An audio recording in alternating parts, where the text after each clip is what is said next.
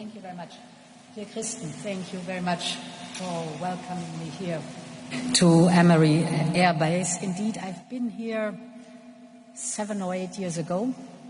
I remember it was the first Russian invasion in Crimea, and we had just started the principle of air defense here in Estonia, together with other allies. It's for me very impressive to see how much infrastructure has been added since then. So Amari plays a key role in Europe's rapidly evolving defense infrastructure, and congratulations for what you have built up here. Dear Kristen, the risks that Estonia has long warned us about what Russia is concerned have now materialized. We see Russia's brutal war against Ukraine, and it is very obvious, and that's your daily experience, that Putin will not stop. And this is why it is so crucial and paramount that we are consistent in our support, ironclad support for Ukraine, and that we care for our own defense posture. So we will continue to provide vital political, economic and military support to our brave neighbor. We're tightening the sanctions against Russia, specifically on the Shadow Fleet.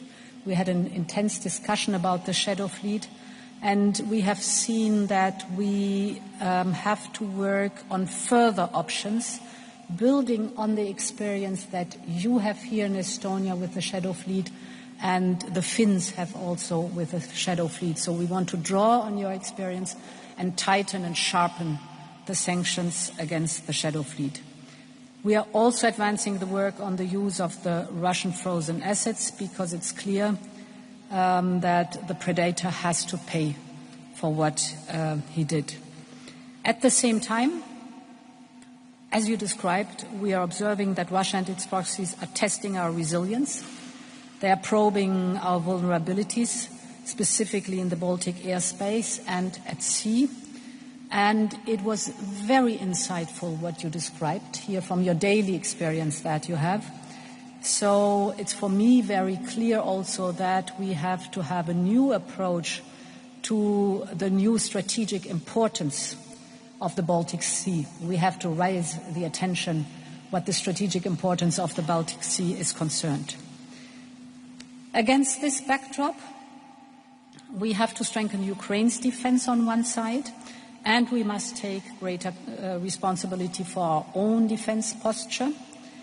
And this is the logic behind the 800 billion euro defense industrial plan that we have launched.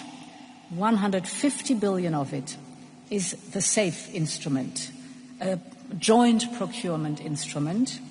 With SAFE, we are producing the capability that Europe needs most.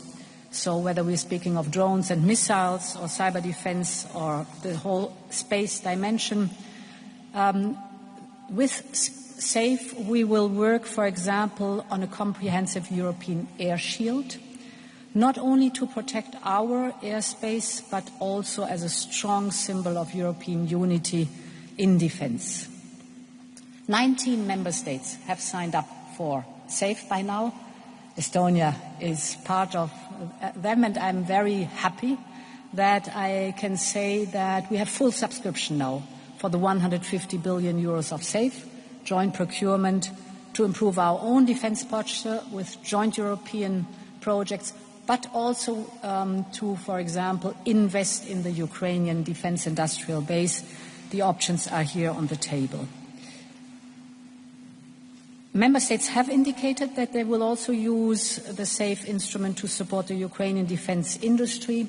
And I think this is a win-win situation, because on one hand, for example, we can invest in the drone production to improve our own posture what drones are concerned. On the other hand, this creates also additional revenue for Ukraine through the European Union. Dear Kristen, Estonia is already among NATO's top defense spenders relative to GDP. It's at 5%, if I'm correct. On top of this, you have asked for budget flexibility to boost spending, defense spending, under the National Escape Clause.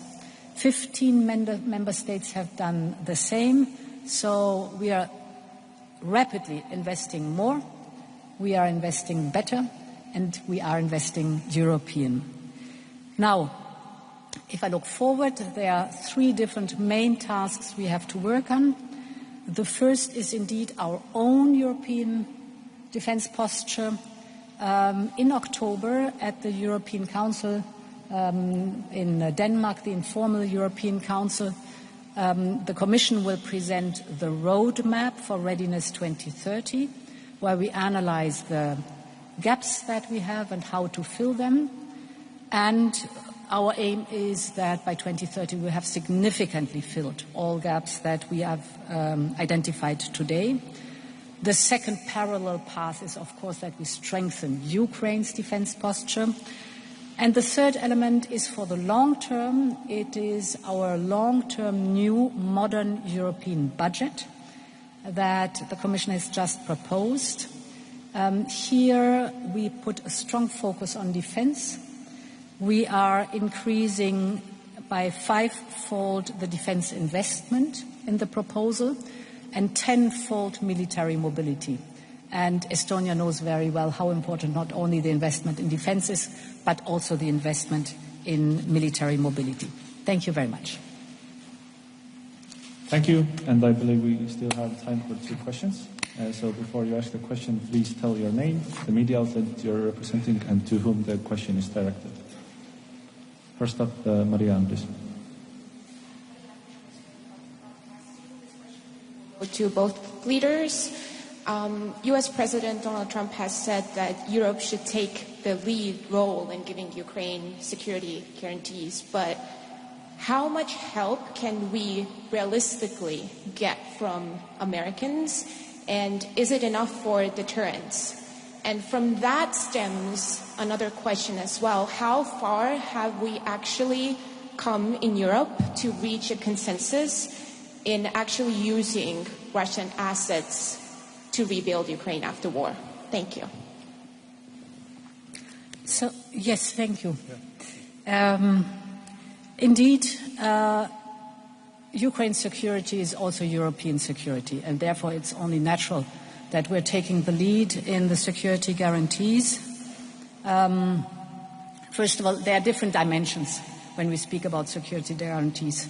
First of all, the strongest security guarantee for Ukraine is a strong, well-equipped, well-financed Ukrainian army. The Ukrainian soldiers are battlefield experienced, they are highly motivated, they need equipment not only today but in the long term, and they need good salaries.